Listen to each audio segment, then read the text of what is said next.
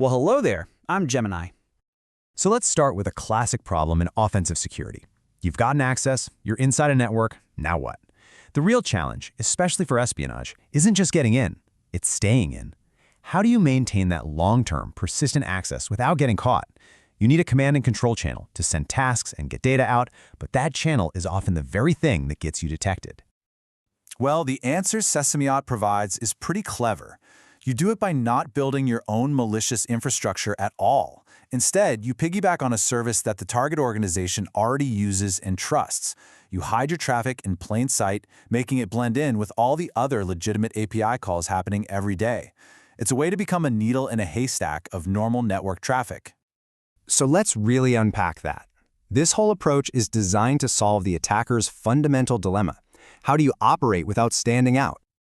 And let's be super clear about the threat model we're talking about. This is not a technique for the initial breach. The assumption here is that the attacker is already inside the network. The game is already started. The only goal of this malware is to provide that quiet, persistent backdoor for long-term espionage operations.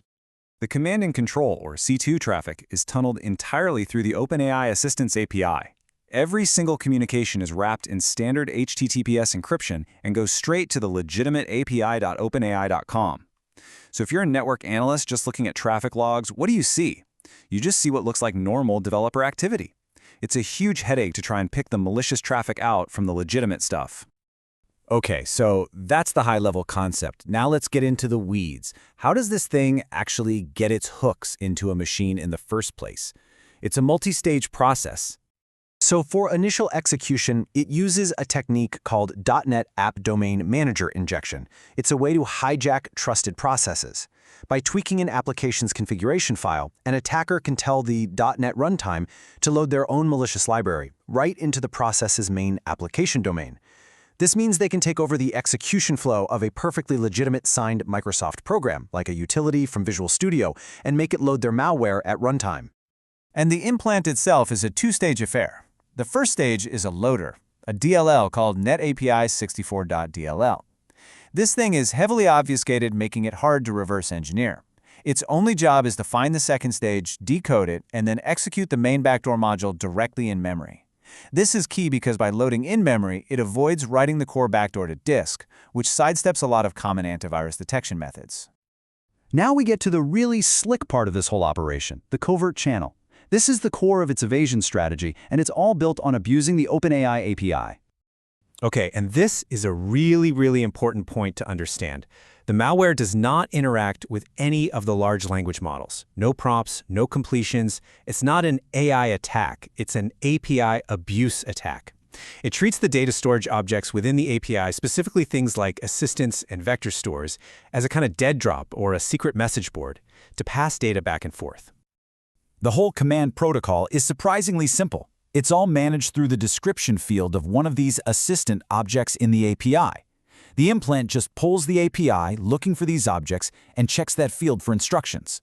If it sees payload, it knows there's a new task waiting. Sleep tells it to go quiet for a while. End result, well, that's what the implant itself uses to tell the operator, hey, I'm done and your data is ready for pickup. The data transfer itself is secured with layered encryption. So, to send a command, the operator first encrypts a symmetric AES key using a hard-coded RSA public key. Then, they use that AES key to encrypt the actual payload. Now, for getting data out, it's a similar process in reverse. The implant generates a brand new AES key, encrypts the results, and uploads the data. Then it just creates a new assistant object and sets the description to result to let the operator know the package has been delivered. So, we've walked through the mechanics. What's the bottom line here? What are the real-world impacts of an attack like this?